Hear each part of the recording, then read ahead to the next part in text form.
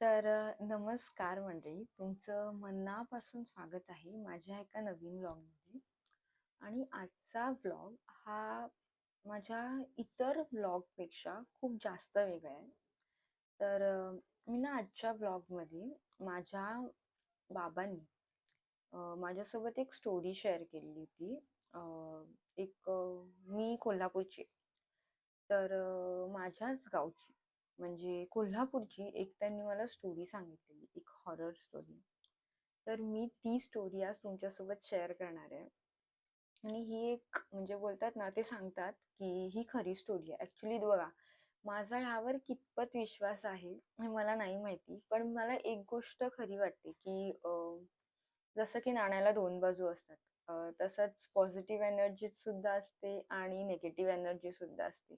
जसं आपण देवावर विश्वास ठेवतो, ही एक चांगली बाजू झाली, आपली पॉझिटिव्ह एनर्जी झाली. तशा काही वाईट गोष्टी सुद्धा असतात, राक्षस भूत म्हणा, त्या निगेटिव्ह एनर्जीज झाल्या. सो मला असं वाटतं, जशा पॉझिटिव्ह एनर्जीज आहेत तशा निगेटिव्ह एनर्जी सुद्धा आपल्या अवतीभोवती असतात, आणि यावर माझा सुद्धा विश्वास आहे तसं बऱ्यापैकी. सो मला ना माझ्या बाबांनी आमच्याच गावची, कोल्हापूरची एक गोष्ट सांगितलेली, तर ती मी आज तुमच्यासोबत शेअर करणार आहे. तर आमच्या गावी ना एक वाडा आहे, वाघेश्वर वाडा म्हणून असं त्या वाड्याचं नाव आहे. आणि तिकडची जी आजूबाजूची लोक आहेत ना, ती अशी बोलतात की तो वाडा खूप जास्त श्रापित आहे, अपशकुनी आहे.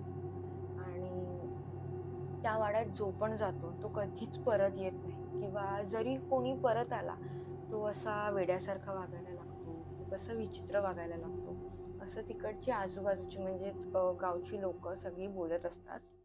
तर त्याच वाड्याची एक गोष्ट आहे. तर त्या वाड्यात ना एक शांताराम नावाचा माणूस राहायचा, म्हणजे त्याचं नाव शांताराम होतं, आणि तो आणि त्याची फॅमिली ही त्या वाड्यात राहायचे. आणि ती एकदम म्हणजे बोलतात ना, वेल नोन अशी पॉप्युलर, म्हणजे पैसा अडका भरपूर, एकदम पॉवरफुल फॅमिली अशी ती होती. आणि त्या फॅमिलीमध्ये त्यांचे खूप जास्त नोकर चाकर होते. खूप असे खूप अशी बोलतात ना, पैशाने बडगच्च एकदम अशी ती फॅमिली होती. आणि तोच फॅमिलीचा जो मेन होता तो शांताराम म्हणून एक माणूस होता. तर ती ना, शांतारामची फॅमिली नाही म्हटलं तरी 30-35 वर्षापासून तिथे गावात राहायचे, म्हणजे खूप असं खूप आधीपासून. आणि कोण एके काळी ती शांतारामची फॅमिली पूर्ण आपला बोजा बिस्तरा बांधून सगळे रातोरात त्यांच्या घरातून निघून गेले. कोणालाही माहिती नाही, घर सोडून रातोरात निघून गेले. काय झालं, कसं झालं, हे कोणालाही काहीच माहिती नाही. जसं ती लोक निघून गेली, तर त्यानंतर त्या वाड्यात ना वेगवेगळ्या गोष्टी घडायला लागल्या, अजीबोगरीब अशा खूप साऱ्या गोष्टी घडायला लागल्या. काहीच त्या वाड्यात नीट व्हायचं नाही. अशा त्या वाड्यामध्ये खूप सारी माणसं वगैरे मेली सुद्धा. अशा खूप साऱ्या न्यूज, काही ना काहीतरी गोष्टी वगैरे ऐकायला यायला लागल्या. जसं की ती शांतारामची फॅमिली घर सोडून गेल्यानंतरची ही गोष्ट आहे. त्यानंतर ना, असंच एक दिवस एक व्लॉगर होता, युट्यूबवरती त्याचे व्हिडिओज वगैरे टाकायचा. तर मोस्टली ना त्याचे व्हिडिओज हे जे होते ना, ते असे घोस्ट बोला, भूत, पॅरानॉर्मल ऍक्टिव्हिटीज, ह्या सगळ्या गोष्टींवरती त्याचा जास्त कल होता. आणि हे सगळे टॉपिकच तो निवडायचा. तर असा एक क्रिएटर होता, आणि तो त्याच्या दोन फ्रेंड सोबत, म्हणजे एक मुलगा आणि एक मुलगी, असे ते तिघ जण त्या वाड्यात त्यांना जायचं होतं. आणि वाड्यात म्हणजे त्यांना ना, असा सगळा त्यांनी रिसर्च केलेला की ह्या वाड्यात म्हणजे हा वाडा खूप भुताटकी आहे, आपण जाऊया. तर त्यांना ना असं खूप एक्साइटमेंट होती की आपण या वाड्यामध्ये जाऊ, थोडं एक्सप्लोर करू गोष्टी. तर एके दिवशी ना ते लोक आले या वाड्यामध्ये भेट द्यायला. तर वाड्यामध्ये यायच्या आधी जे आजूबाजूला राहणारे होते, गाववाले वगैरे होते, त्यांनी त्यांना सांगण्याचा खूप प्रयत्न केला की तुम्ही जाऊ नका इकडे, हे बरोबर नाहीये, खूप अशा घडामोडी इथे घडलेल्या आहेत.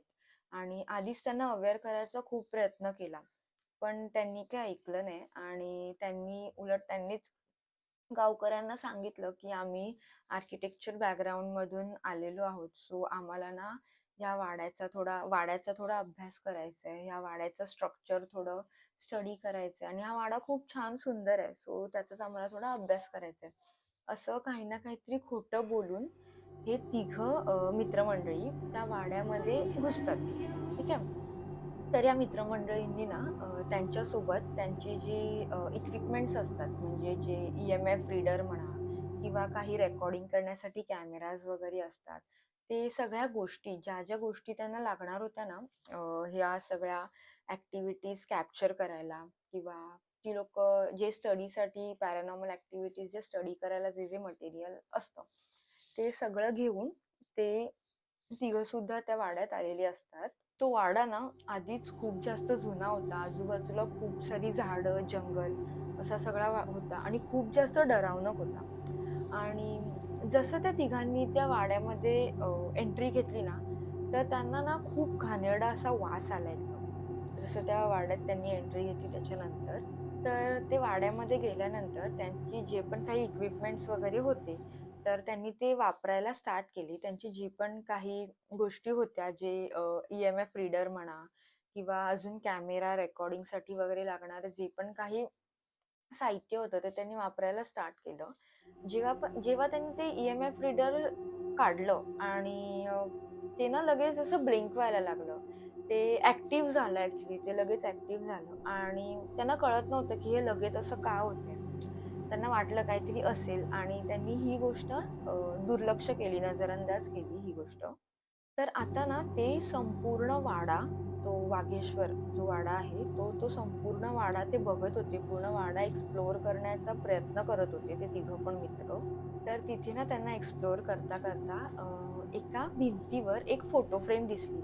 तर ती फोटो फ्रेम जी होती ना, त्यात एक छोटी मुलगी होती आणि एक मोठी बाई होती. मे बी मग तिची ती आई असू शकते, म्हणजे ती मुलगी आणि तिची आई, अशी ती दोघांची एक फोटो फ्रेम होती. आणि ती जी फ्रेम होती ती खूप अशी खतरनाक आणि अशी डेंजर दिसत होती. तर ते पाहून ते तिघं सुद्धा घाबरले, म्हणजे असं थोडं बोलतात ना, असे एक भीती त्यांच्या मनात आली.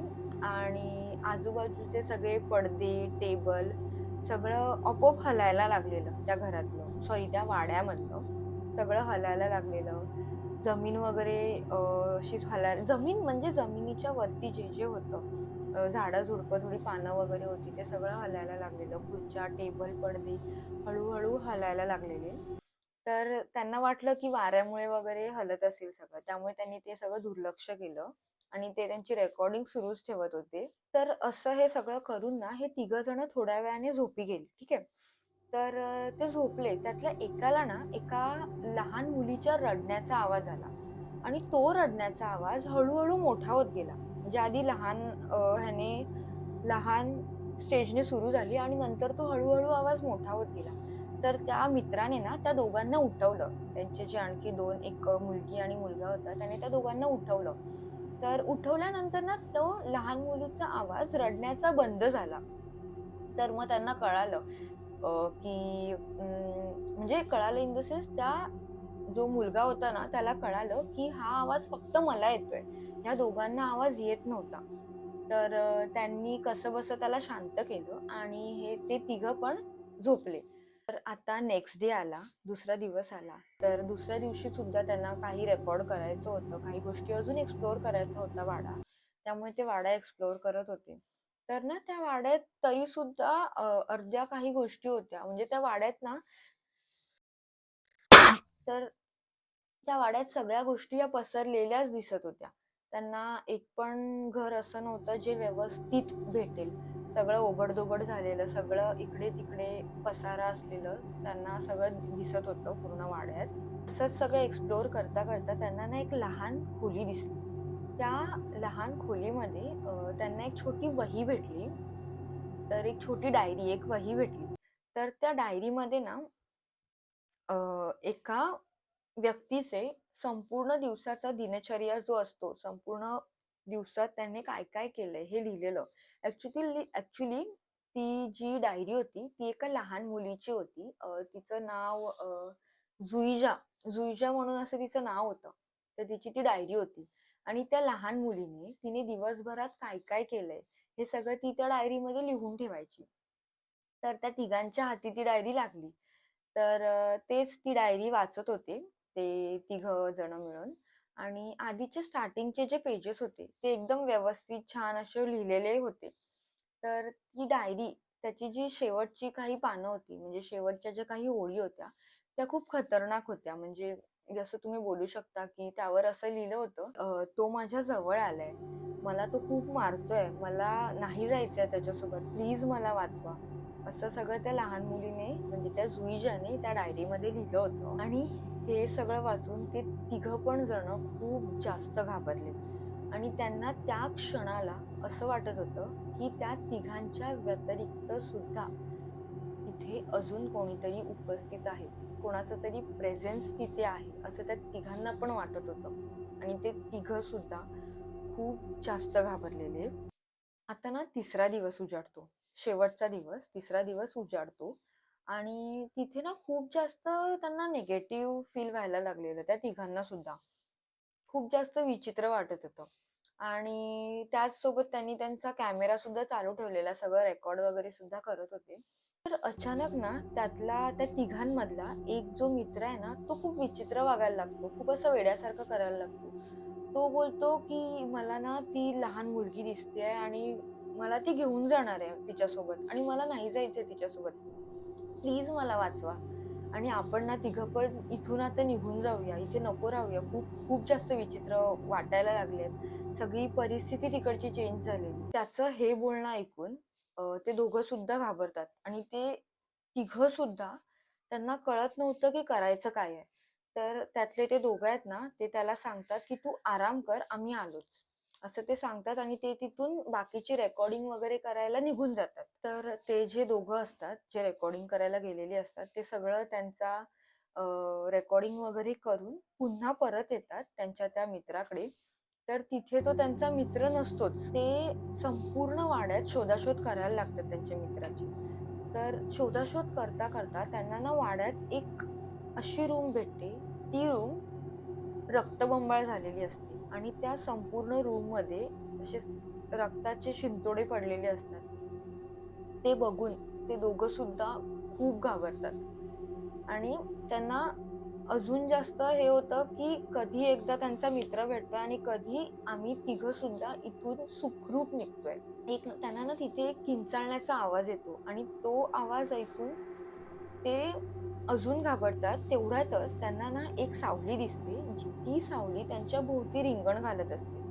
हे पाहून त्यांच्या, म्हणजे त्यांना सुचतच नव्हतं की आपल्याला करायचं काय आहे. ते सावलीचं ना त्यांना जेव्हा रिंगण पडत असतं, तेव्हाच त्यांना असा एक आवाज येतो की तुम्ही इथून निघून जावा, हे घर माझं आहे, असं त्यांना जोर जोरात आवाज यायला लागतो. त्यांना कळत नव्हतं की त्यांच्यासोबत काय चालू आहे.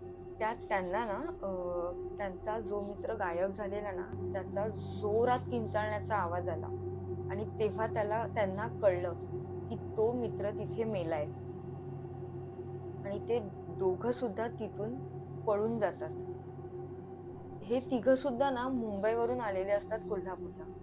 ते त्यांची गाडीने आलेले असतात, त्यामुळे ते दोघं सुद्धा त्यांच्या गाडीच्या दिशेने धाव घ्यायला लागतात. आणि त्या दिवसानंतर त्या वाड्यावरती आत्तापर्यंत कोणीही गेलेलं नाहीये. अशा खूप साऱ्या गोष्टी आहेत ज्या तिथे घडल्यात. तर ना त्या गावातली लोक अशी म्हणतात की तिथे ना शांतारामची फॅमिली राहायची. ती खूप जास्त रिच होती, सुपर रिच पॉवरफुल फॅमिली होती. तर त्यांच्याकडे खूप जास्त नोकर वगैरे होते. तर त्याच नोकराची एक मुलगी होती, जुईजा म्हणून. तर